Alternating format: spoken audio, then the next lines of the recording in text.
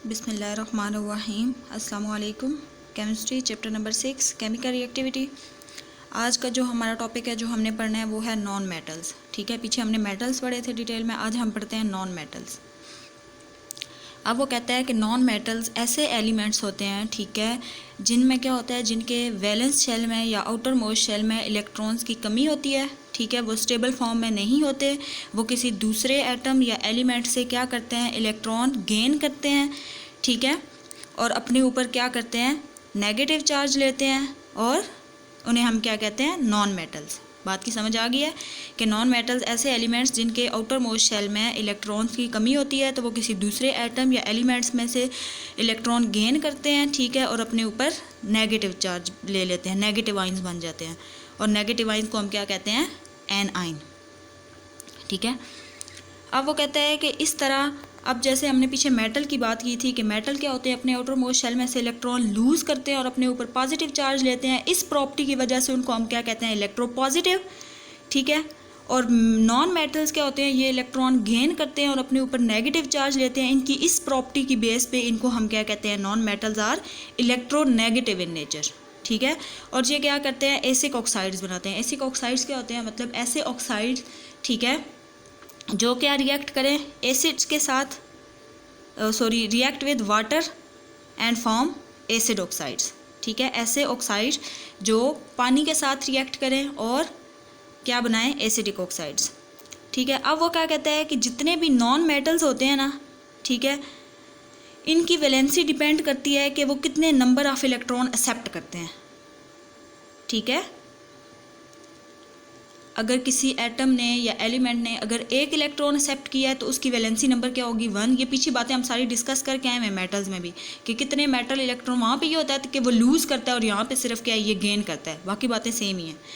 ठीक है, अब कोई एटम कोई मेटल्स जो नॉन मेटल जो है वो क्या करता है, एक इलेक्ट्रॉन एक्सेप्ट करता है तो उसकी वैलेंसी नंबर 1 होगी। अगर वो क्या करता है, 2 इलेक्ट्रॉन एक्सेप्ट करता है तो उसकी वैलेंसी नंबर 2 होगी।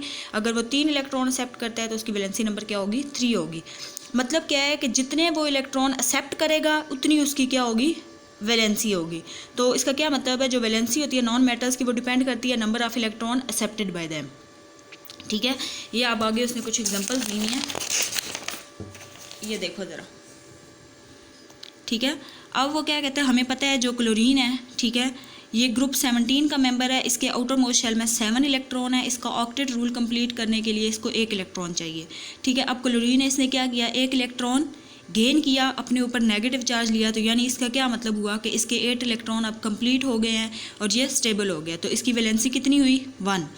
इसी तरह ऑक्सीजन है, ये ग्रुप 16 का मेंबर है। हमें पता है इसके आउटर मोस्ट शेल में 6 इलेक्ट्रॉन्स होते हैं। ठीक है, इसके पास 2 इलेक्ट्रॉन की कमी होती है, तो ये क्या करेगा, 2 इलेक्ट्रॉन अपने गेन करेगा किसी दूसरे एटम से। ठीक है, ये देखो इसने 2 इलेक्ट्रॉन गेन किए हैं और उसके ऊपर अपने ऊपर कौन सा चार्ज लिया, नेगेटिव चार्ज लिया, लेकिन कितना, 2 लिए ना, 2 इलेक्ट्रॉन इसने गेन किए, तो इसका वैलेंसी नंबर क्या आ जाएगा, 2 आ जाएगा। ठीक है, अब वो कहता है कि इलेक्ट्रोनेगेटिव या नॉन मेटेलिक कैरेक्टर। अब ये बातें मिक्स नहीं करनी। मेटल क्या होते हैं कि वो इलेक्ट्रॉन लूज़ करते हैं, इस प्रॉपर्टी की वजह से उनको हम क्या कहते हैं, इलेक्ट्रोपॉजिटिव या मेटेलिक कैरेक्टर। और जो नॉन मेटल्स होते हैं ये क्या करते हैं, इलेक्ट्रॉन गेन करते हैं, इनकी इस प्रॉपर्टी की वजह से इनको हम क्या कहते हैं, इलेक्ट्रोनेगेटिव या नॉन मेटेलिक। ठीक है, अब जो नॉन मेटेलिक कैरेक्टर होता है ना, ये किस पे डिपेंड करता है, इलेक्ट्रॉन एफिनिटी पे और इलेक्ट्रोनेगेटिविटी ऑफ एटम पे। ठीक है, इलेक्ट्रोनेगेटिविटी क्या होती है, ये भी हम पढ़ के हैं कि मेटल्स, नॉन मेटल्स को हम कहते हैं, उन किस प्रॉपर्टी की बेस पे वो इलेक्ट्रॉन गेन करते हैं और अपने ऊपर नेगेटिव चार्ज लेते हैं। और इलेक्ट्रॉन एफिनिटी क्या होता है, the amount of energy release when an electron is added in an atom of an isolated gaseous atom. ठीक है, कि जब एनर्जी क्या हो, जब कोई भी इलेक्ट्रॉन आके ऐड हो किसी दूसरे एटम में, तो तब क्या होता है, एनर्जी हमेशा रिलीज होती है।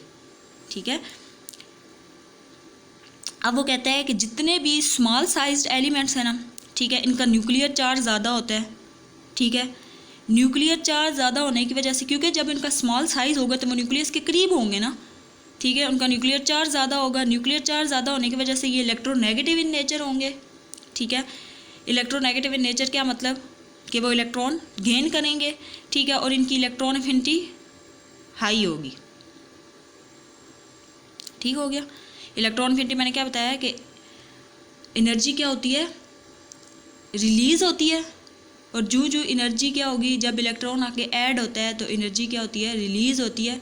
उसको हम क्या कहते हैं, इलेक्ट्रोनेगेटिविटी। ये हम पीछे पढ़ के आए हैं, ठीक है। तो वो क्या कहता है, जितने भी एलिमेंट्स जिनका स्मॉल साइज़ होगा, ठीक है, ये न्यूक्लियस के करीब होंगे, इनका न्यूक्लियर चार्ज ज़्यादा होगा, ये इलेक्ट्रोनेगेटिव होंगे, ठीक है, और इनकी इलेक्ट्रॉन एफिनिटी क्या होगी, हाई होगी, ठीक है।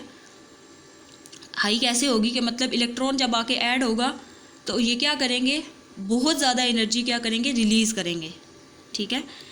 तो ये क्या पोजेस करते हैं, नॉन मेटालिक कैरेक्टर, ठीक है। फिर वो कहता है कि नॉन मेटालिक कैरेक्टर जो होता है,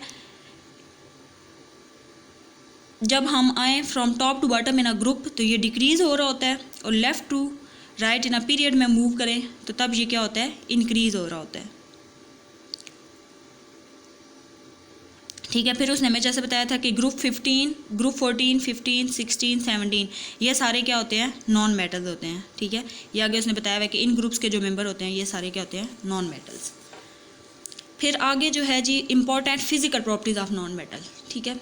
फिजिकल प्रॉपर्टीज़ हम पीछे पढ़ के हैं। फिजिकल प्रॉपर्टीज़ कौन सी होती हैं, फिजिक लफ्ज़ फिजिकल के मतलब जो चीज़ हमें नज़र आ सके, ठीक है, कि हम बता सकें उसकी शक्ल कैसी है, वो सख्त है या सॉफ्ट है, ठीक है, जो चीज़ हम देख के आसानी से बता सकें, ठीक है। अब वो कहता है कि जो फिज़िकल प्रॉपर्टीज़ होती हैं नॉन मेटल की, ये स्लोली चेंज हो रही होती हैं, लेकिन ग्रुप के अंदर जो होती है ना, ये क्या होती हैं, यूनिकली चेंज हो रही होती है, मतलब इनमें एक अनोखा चेंज आता है, ठीक है। अब वो क्या कहता है कि जो नॉन मेटल्स होती हैं ना, ठीक है, ये मोस्टली जो हमारी मैटर की फ़िज़िकल स्टेट्स हैं ये उन तीनों फॉर्म में एग्जिस्ट कर रहा होता है, ठीक है। तो अब तीनों फॉर्म में कैसे एग्जिस्ट कर रहा है, जैसे आगे उसने बता दिया है कि जो टॉप पे नॉन मेटल्स होते हैं, ठीक है, ये क्या होती हैं, गैसेज होती हैं, फिर अदर क्या होते हैं, लिक्विड्स, और कुछ क्या होते हैं, सॉलिड्स भी होते हैं। तो ये तीनों मतलब मैटर की तीनों फिज़िकल स्टेट्स आ रही हैं, ठीक है। अब वो कहते हैं कि जो नॉन मेटल सॉलिड फॉर्म में होते हैं ना, ये ब्रिटल होते हैं, मतलब इनको ईजीली ब्रेक किया जा सकता है, ठीक है। और नॉन मेटल्स क्या होते हैं, bad conductor of heat and electricity. Graphite एक नॉन मेटल है, इसके अलावा बाकी जितने भी नॉन मेटल हैं ये क्या हैं, बैड कंडक्टर है, मतलब इनमें बिजली का कोई इफेक्ट नहीं होता, ठीक है। फिर वो कहता है कि आयोडीन के अलावा बाकी जितने भी नॉन मेटल्स हैं ये चमकदार नहीं होते, ठीक है। सिर्फ आयोडीन क्या है, ये क्या है, लस्ट्रस मेटल है, ठीक है, मेटल्स की तरह लस्ट्रस है, ठीक है। फिर वो कहता है डायमंड के अलावा बाकी सारे क्या हैं, सॉफ्ट हैं, ठीक है। सिलिकॉन, ग्रेफाइट और डायमंड के अलावा बाकी जितने भी हैं ये क्या होता है, बॉइलिंग पॉइंट भी इनका क्या होता है, लो होता है, और मेल्टिंग पॉइंट भी इनका क्या होता है, लो होता है, मतलब फ्रीजिंग पॉइंट भी ये जल्दी हो जाते हैं और बॉयल भी ये जल्दी हो जाते हैं, ठीक है। दे हैव लो डेंसिटीज़, इसका क्या मतलब है कि इनकी डेंसिटीज़ लो होती हैं, यानी कि मैस पर यूनिट वॉल्यूम इनके मैसेज लो होते हैं। फिर इनकी केमिकल प्रॉपर्टीज़ क्या है, ठीक है। अब केमिकल प्रॉपर्टीज़ क्या है, हमें पहले पता है कि ये क्या होते हैं, इनके आउटर मोस्ट शेल में, ठीक है, there valence shells of deficient of electron, के इनके जो वैलेंस शेल होते हैं, इनके जो आउटर मोस्ट शेल होते हैं, इनमें इलेक्ट्रॉन्स की कमी होती है, ठीक है। ये क्या करते हैं, किसी भी दूसरे एटम या एलिमेंट में से इलेक्ट्रॉन गेन करते हैं, ठीक है, या इलेक्ट्रॉन एक्सेप्ट करते हैं अपने वैलेंस शेल को कंप्लीट करने के लिए और अपने आप को स्टेबल बना देते हैं। अब वो कहता है कि जब नॉन मेटल्स किसी मेटल के साथ रिएक्ट करेंगे ना तो ये क्या बनाएंगे, आयनिक कंपाउंड। हम पीछे पढ़ के आए हैं ना केमिकल कंपाउंड में, आयनिक कंपाउंड और कोवेलेंट कंपाउंड। आयनिक कंपाउंड क्या होता है, फुली ट्रांसफ़र ऑफ इलेक्ट्रॉन, ठीक है, तो और कोवेलेंट कंपाउंड क्या होता है, शेयरिंग ऑफ इलेक्ट्रॉन। तो अब जब ये नॉन मेटल्स किसी भी मेटल के साथ रिएक्ट करेंगे तो ये क्या करेंगे, फुली ट्रांसफ़र ऑफ इलेक्ट्रॉन्स कर देंगे, या अपने इलेक्ट्रॉन उसको दे देंगे या उससे अपने इलेक्ट्रॉन ले लेंगे फुली तौर पे और आयनिक कंपाउंड बनाएंगे। लेकिन जब ये नॉन मेटल के साथ रिएक्ट करते हैं तो ये क्या करते हैं, शेयरिंग के साथ इलेक्ट्रॉन शेयरिंग करते हैं, ठीक है, शेयरिंग के साथ बॉन्ड बनाते हैं। दोनों नॉन मेटल्स अपने इलेक्ट्रॉन शेयर करके जो बॉन्ड बनाएंगे उसको हम क्या कहेंगे, कोवेलेंट कंपाउंड। फिर वो कहता है कि जितने भी नॉन मेटल्स होते हैं ये वाटर के साथ रिएक्ट नहीं करते, ठीक है।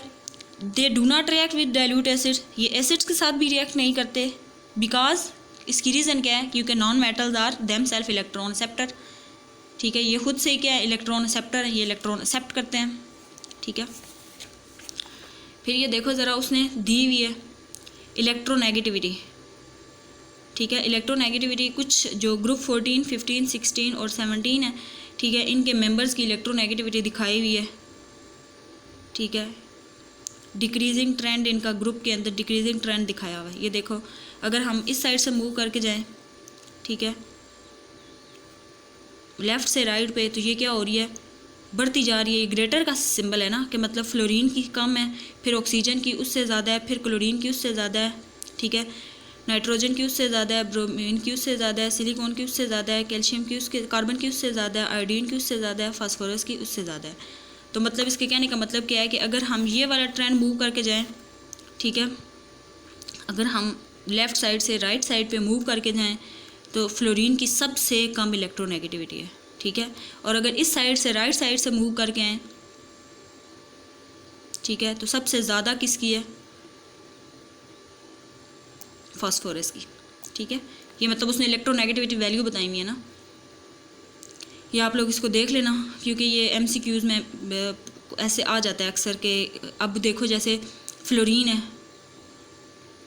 फ्लोरीन से ग्रेटर है इलेक्ट्रोनेगेटिविटी किसकी, ऑक्सीजन की, ऑक्सीजन से ग्रेटर है क्लोरीन की, क्लोरीन से ग्रेटर है नाइट्रोजन की, नाइट्रोजन से ग्रेटर है ब्रोमीन की, ब्रोमीन से ग्रेटर है, ठीक है, सिलिकॉन की, सल्फ़र की, सल्फ़र से ग्रेटर है कार्बन की, कार्बन से ग्रेटर है आयोडीन की, आयोडीन से ग्रेटर है फास्फोरस की, ठीक है।